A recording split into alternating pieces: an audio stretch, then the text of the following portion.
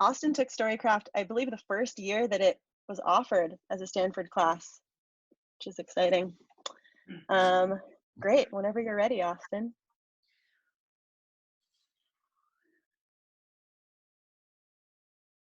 In my family, my dad is known as the camp champ. Back in his hometown of Birmingham, Alabama, when he was a kid, he would go to this camp where they would play sports. And the legend of the camp champ, as he tells us, is that whenever they played sports, he won. And that was not just the major sports. In fact, we hear a lot about swimming. We hear a lot about tetherball. And in my family, the legend of the camp champ has become a joke. Sure, Dad. Sure, you're the camp champ. You won everything. But here's the thing. I've kind of always believed in the legend of the camp champ because as far back as my memory goes, my dad was the definition of an all-around athlete. He was disciplined, he was strong, he could do it all, and he made it look easy. And as an athlete myself, I looked up to that as super heroic. He really made it look easy, like he didn't even have to try all these different sports. We would go to Lake Tahoe, we'd get on the slopes, and he would glide down the slopes with an ease that even the locals would admire. I would golf clap his impeccable swing. When he rolled his mountain bike into the garage, I would give him a high five. He would be caked in mud from going up to Lake Ilstanjo on the mountain bike, and he would just smile at me. Another ride in the park. For the first 22 years of my life, the legend of the camp champ was real. Then in 2013, while I was off at college, my dad got a staph infection in his knee. The first time I saw him in person after the infection, I was at my brother's wedding in Santa Barbara. And before the ceremony, I was in the hotel room with my dad. And it was the first time that I had saw him look weak. His eyes were shallow, eyelids heavy. He had a grimace on his face, even when he would just stand up. I walked to my brother's wedding ceremony behind him, and he looked beat down. He looked frail. And that was just the start of this cascading effect of my dad's body starting to rebel on him. In 2016, my dad started to get disoriented one day. Doctors didn't know what it was. And suddenly my phone calls home to my parents became not about how my dad's bike ride up to Lake Ilsanjo was or how his golf game went. It was, did the scans show that he had cancer or a tumor?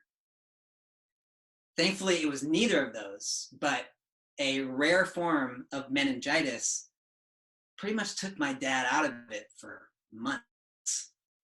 In 2018, when I moved back in with my parents, it was the first time in a long time that I had to see this in front of my eyes. I woke up for a morning run. I came out into the kitchen, and my dad's already in there.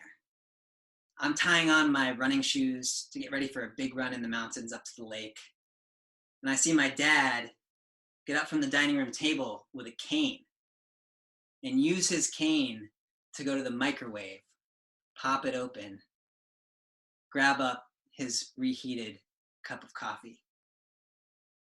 Hobbling. It wasn't about gliding down slopes anymore. It wasn't about hitting par on the course. It was about getting down the stairs. For 5 years prior, my dad's body had been going downhill, but because I was away, because I wasn't home with my parents, I could still keep this image in my head of my father as this beacon of strength, of heroicism, of being that camp champ. But now, as I saw him use his cane to get down the stairs and struggle day in, day out, I thought, I was shocked. I wondered if he'd ever get back to being the camp champ. One day, I was up again for another morning run, I went up to that same lake, Lake El Sanjo. It was a beautiful day, sun is shining, going through redwood trees. I come back to the house and my dad is on the kitchen island, just leaning against his cane. And he says, "How was the run?" And I was like, "Oh, beautiful run. The lake was so gorgeous. You got to see how full it is." So I take out my phone. I show my dad the photo on my phone of the lake, and he takes it into his hand and he looks at it. And it's like he's looking at an old friend, a friend he's missed, a friend that he's sorry that he hasn't seen in a while. And just as he's about to hand the phone back to me, he says, "I have a goal to get back there one day." He hands me the phone, I put it into my pocket, and for the next months, I replayed that quote in my head so many times.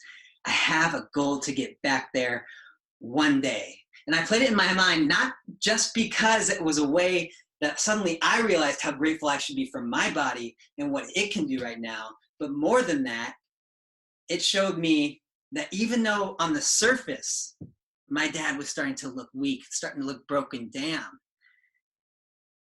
underneath the fire was still lit. That beacon of strength that I had always looked up to, it was still there. And he wasn't just gonna sit back and let aging take his toll. He was gonna fight back. So for the past year and a half, that is what I have witnessed. Day in, day out, the grind. From my 68, now 69-year-old father, getting up, getting to that gym to the point where he's losing the cane, getting on his bike trainer and cycling every single day, stretching for hours on end. He goes out to the block. First, he starts with just a little walk up the hill. Then the next day, 1 mile. Next week, 2 miles, 3 miles. He ditches the stationary bike. Now he's on the mountain bike. First couple rides, just going around the block. Then he gets to the trailhead. Then the next week, he gets to the first bench off the trailhead. And then 3 days before this pandemic shut down all the county trails in Sonoma County, I got a text on my phone that was just a selfie photo of my dad at Lake El Sanjo. I used to look at my dad and admire him for making things look easy. But now the respect and admiration I have for him runs so much deeper, because he has taught me that what strength is, what being an amazing athlete is all about, is not how you show up and make things look easy. It's the grit and determination that you show when shit is hard and you keep going every day.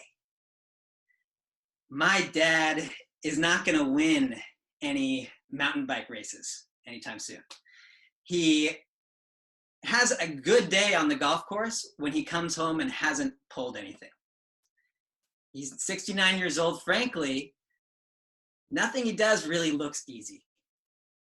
But he has shown me through this battling back what strength really is, what an athlete is, what a hero is. It's taking whatever life throws at you and showing up every day and taking steps forward to your goal. That is what a camp champ is. Thank you.